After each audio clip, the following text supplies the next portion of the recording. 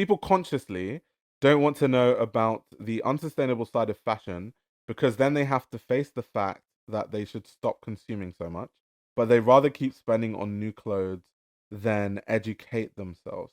Yeah, I definitely agree with this. Definitely to an extent. Actually, let me show, because funny enough, I had a comment that I thought was really good based on my stream yesterday because we were talking about the Walmart Birkin and I was saying that some people kind of don't want to take any responsibility for the fact that they buy into fast fashion and there are other options. And someone had a rebuttal that I thought was quite good. So I'd like to read that comment and then share my thoughts kind of based on the comment. So in response, this person says, I think the issue that I have with the point of affordability in clothing is that I think you're missing the point by saying people don't want to deal with moral implications is inaccurate. Saying something to the effect of people not wanting to educate themselves about garment/fabric quality as being a lazy take seems inaccurate, especially when the average consumer lives in a society where their only option for buying something they can afford may be fast fashion. Not because they are lazy, but because after paying their living expenses, cheap clothing may be just that. The conversation on thrifting also seems inaccurate, given that thrifting, something that has been used by the lower classes to afford clothing, has been turned into a trend by those with more disposable income. Taking into account that time also being a luxury, the point as it pertains to the average consumer is they don't have enough of it.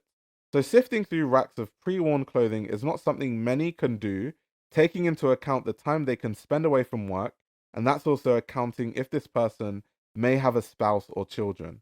And I don't come at this from just a luxury angle, but one about quality and affordability not being pushed by these larger brands, so the share of the blame should be put on big businesses and not just the consumer. So I'll read what my response was, and then after reading that, we can talk about this hot take again. So my response was, I definitely understand your perspective, and I think you've highlighted some great key points, which I definitely think they did. Then I went on to say, my issue is that in the West, and then I put in brackets that this video is specifically talking about American consumers buying these Walmart Birkins in droves. Buying fast fashion is not the only option. This is especially true when you consider majority of cheapest fast fashion brands like Temu and Shein are bought online. The same place where people can find high quality secondhand garments on places like eBay and other online marketplaces. I find it hard to believe that there are people that literally don't have the time to look at any secondhand clothes because when you shop online via fast fashion stores, you have to go through a lot of different styles before you find something you like. People aren't just buying the first thing that comes up on every web page on H&M or Shein.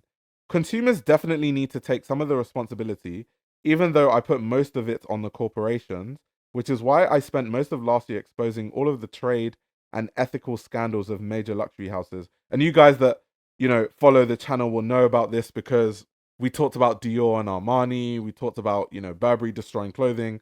I always hold corporations accountable, especially on this channel.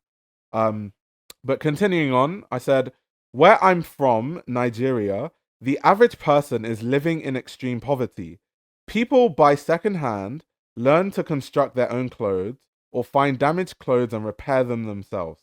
The funny thing is that before the fast fashion boom, everyone knew how to do simple repairs to prolong the life of their garments, and they were also able to change the style of their clothes if they got bored of it instead of overconsuming and buying new garments.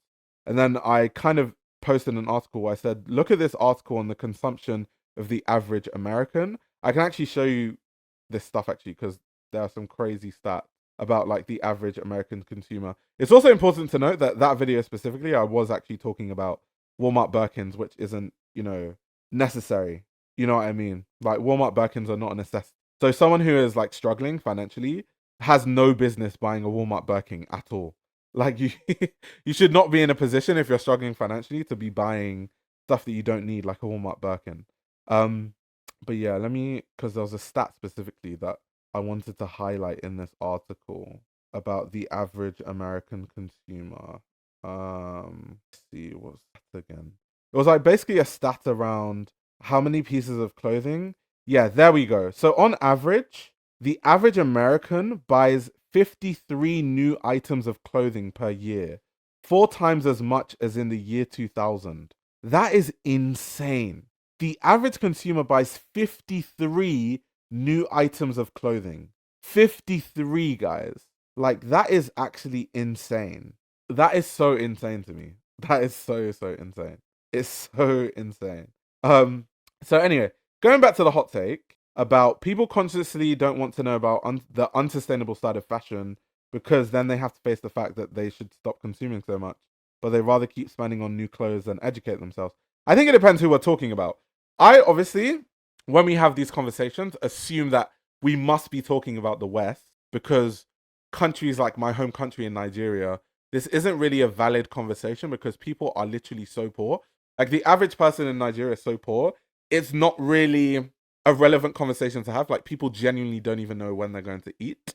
Like the average person, like extreme levels of poverty that people watching the stream probably could not imagine. And I've seen what that kind of poverty is like myself because I lived in my village in Nigeria for 2 years. So I lived in and amongst people like this, right? And saw their lives firsthand for years. So I always assume that these conversations we are actually talking about the West. Now in the West, the kind of person that buys from Shein, we're not talking about people that cannot afford to buy clothing at all. That's a different conversation. We are talking about people that overconsume clothing. We're talking about people that are overconsuming by buying these Walmart Birkins in droves. These kind of consumers, they buy stuff from Shein, but they don't need to. Like, do people need to buy 53 items of clothing in a year? Probably not. Do these people not have any time at all? I don't think so because these people go through Shein and look at so many different styles and then find stuff that they like. You could literally do that same thing on Depop because it's the same online platforms that you're using. You can do the same thing on Grailed. You can do the same thing on the Real World, just like sift through things and find something you like. You can do the same thing on eBay. You can do the same thing on a lot of charity shops have directories online. You can do the same thing on TK Maxx. There are so many different options where you can like do stuff like that. And then on top of that, I think one thing we need to get back to in fashion is actually looking for ways where we can prolong the clothing that we already have rather than thinking of what's the next thing I can buy because I'm bored of this dress. So I'm going to throw it away and then buy something else that's new. Or what is now in trend because a lot of the stuff that I have in my wardrobe right now is not trendy. So let me buy into the current trends and throw away my current closet. I think that mindset thing definitely needs to be looked at. And I do think that there are quite a few people, I wouldn't say everyone is educated on fashion, but I do think there are quite a few people that kind of have an understanding that consuming in that way is problematic, but they don't really care to change the way they consume. And those are definitely the people who I think would rather consume loads and not really care about the impact of what they're doing. That's definitely true. I don't think that's the case for everyone. So when it comes to this hot take, I think I'm kind of in the middle somewhere. I don't think everyone is that educated on fashion to really know the impact of their spending habits. But I do think that there are definitely some people like influencers, loads of influencers online that perpetuate a lot of things and they kind of know better, but they don't care. And they just care about things like money. They don't care about the impact of what they promote, right? Or the messages that they promote. I'm trying to think of who's a good example. Like Molly May is a very fantastic example of that, who I think she puts out a lot of or promotes a lot of problematic ways of consuming fashion. And she definitely knows better because she works in the fashion industry, so she would know. But she doesn't care because she makes a lot of money from fast fashion brands. So yeah, she could care less, right? She's just like, I'm making millions, so I don't care if I tell all of you to buy my collaboration with Pretty Little Thing and I make millions. Like, I don't even care if you guys don't wear this stuff a year from now because the quality is so bad. Literally, you put it in the washing machine and this garment is about to disintegrate. I do not care because I drive my Ferrari to my house. Like, there are definitely a lot of influencers that are very problematic in that sense. And therefore, their audience, unfortunately, kind of adopts those very problematic ways of thinking.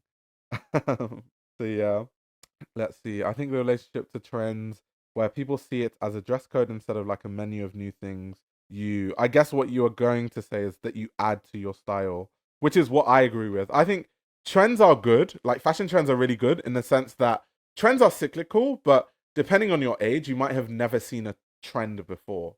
So like depending on your age, you didn't grow up in the swag era, or when kids were wearing really skinny jeans at a certain point in the Y2K era. So you would be like, "Oh my god, skinny jeans, I really like those." And you could gravitate towards it by seeing a new trend. So that's the good part of trends. I think you should see it as, what do you like from all these trends, and then add it to your personal style or your constant way of dressing, rather than completely changing how you dress from trend to trend. That's where it's a bit problematic. But if you're just like adopting trends as like, okay, that's really interesting, I never really considered pairing boots that way with trousers. That's a more healthy way to look at trends or to interact. Let's see. Carl says, I think some people will naturally love trendy things. Not everyone is going to be that interested in fashion. Yeah, I don't think there's anything, like I said earlier, wrong with liking trends. I like trends too. I look at some trends and I adopt it into my style, where I'm like, oh, that's really cool. Like that style of boot, I really like that.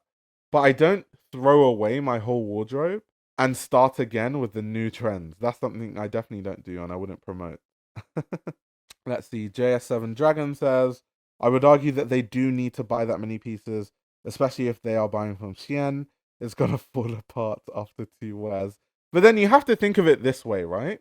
If in a year you buy 10 Shein pieces for $10 each and they disintegrate by the end of the year, that's the same $100 that you could have used to buy one piece that could last further than the year. But unfortunately, once again, it goes into kind of the fact that people feel like they need to wear like loads of different stuff all the time and have a new outfit for this and a different outfit for that. I think, unfortunately, because of the way the average consumer thinks about clothing and consumption, they wouldn't just want to have the one piece that they could wear for 10 years. They would rather have 10 different styles of things to wear, even if they're going to disintegrate and they won't be usable by the end of the year. Unfortunately, I think it's the bad way of, yeah, like buying clothing. I think, and this is something I've had this conversation before. I've said this point before, where I have a really good friend who's a lot older than me, and so she gives me a lot of insights on the way that fashion was like at times before I was born. Like I'd like to know, like, what was fashion like? How did people buy clothing? What was consumption like? What did the average consumer buy? And this person has literally told me that in places like the US and the UK, that clothing had to be really good quality, because even at the lowest end of the market, people obviously required a lot more from their garments. This was at a time when a lot of people's mums and aunties could actually sew clothing and sew and repair stuff. So they knew about quality, right? So even the cheapest of things still had to be made to a certain standard. And I think clothing across the board is just way worse now than it was, let's say, in the 80s or the 70s, like garment quality wise. So people didn't have this whole trend, or it wasn't trendy to wear so many different clothes, to have so many different dresses for so many different occasions, and to have so many different styles of clothes. People would save up for 6 months. Even people that didn't have a lot of money would save up for 6 months and buy that really nice dress that was really good quality, that they could wear with so many different things, and they would repair if something went wrong with it. If it had a hole, they would kind of put a patch there or whatever. And no one frowned on that, like society wise. Like no one was like, oh my God, you like wear that dress all the time. So that was how people consumed fashion. So nowadays, I think one big issue is our expectations of what we think is a normal price to buy things at determines the quality that we get clothing at, because we think it's okay to buy a garment on Shein. There sometimes, especially on Black Friday, you see these fast fashion companies like Shein or Pretty Little Thing selling stuff for like 50 cents. If a company can sell clothing for 50 cents, you already know that that clothing is going to disintegrate. If they can afford to sell it for that, you know the clothing is going to disintegrate. You know that it's been used with damn near slave labor. You already know all these things. So it's not even okay to be able to buy clothing at that price point. I think as consumers, we should be more discerning of that fact. If stuff is that price point, it's just morally not okay. Um, so that's the issue. I think it's a cultural issue that we have these days, where we say, what about people that can't afford clothing and can't buy these things? from the conversations I've had with people that are a lot older than me that are into fashion, I get the sense that in the 70s, I wasn't there, but this is what they tell me. In the 70s, even people that were completely at the bottom of earnings would save up money and buy that really high quality piece, whether it was secondhand or new, and they would cherish it, right?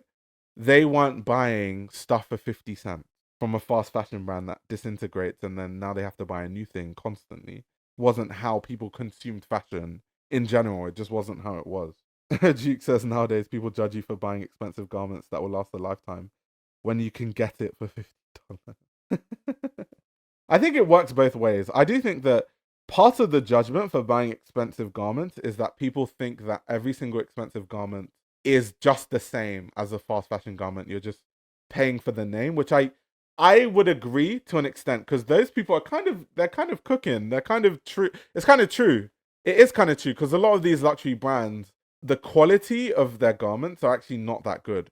So people are actually cooking when they have that opinion. But I think if you flip it, there are also a lot of luxury brands that make very good quality garments, the quality that you could never get at a lower price point. And those are the kind of brands that then it doesn't make sense to like be like, haha, you bought a $500, jacket. I bought mine for $50 and it looks exactly the same. And my rebuttal would be, well, it's not the same because your jacket won't be usable in 2 years. And that person will have their jacket 20 years from now. And when you look at the lifespan of that garment, you've actually spent more money buying $50 jackets than the person who just had that one $500 jacket that they've worn for 25 years.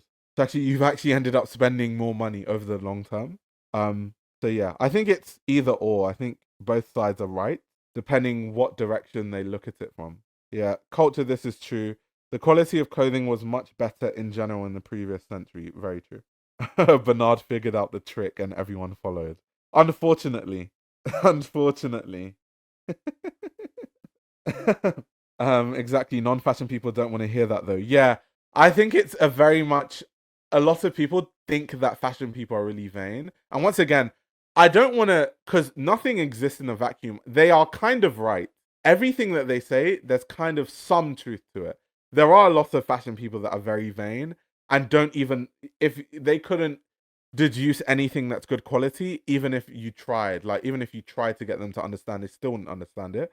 And the sole reason why they buy brands is because it's expensive and they're like, I'm wearing Hermes. You guys, you basic bitches can't buy this because you can't afford it. There is definitely like a subsector of rich people that just consume fashion in that way.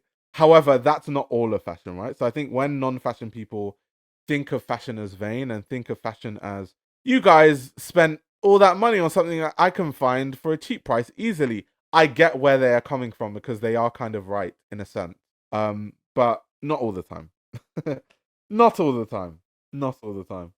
People are proud and brag about getting garments for cheap, fast fashion. Yeah, yeah, yeah. There's also people that hate capitalism and are against the structurally exclusionary price point. Yeah, I get that. But then also, capitalism or no capitalism, I think you also have to remember that for clothing to be made in a fair way, like the people that make it are compensated properly, the garments that, people are making these clothes with, like the fabrics, are really good quality. Everything is more expensive. It's more expensive to pay people a fair wage.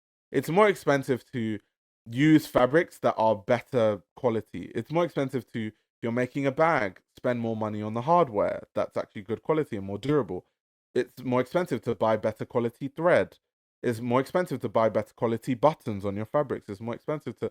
So everything is more expensive. So whether you have an issue with capitalism and the way it exists, it still ends up being that to get something that's very well made and ethically made, that's brand new. Now, secondhand is a different conversation because you can get these things secondhand for very good prices. But if you want to get those brand new, it does come with not all the time a very expensive price point where literally no one can afford it unless you're a millionaire. But these do come with very spenny price points. It just makes sense that that is kind of how it goes. So I understand that people don't really like the exclusionary price point for some things, but I think every brand is not Hermes. Yes, Hermes is well made, but it's super expensive. Not every brand that's well made has to be that expensive.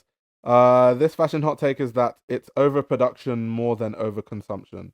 Mm, it's overproduction more than overconsumption, is it?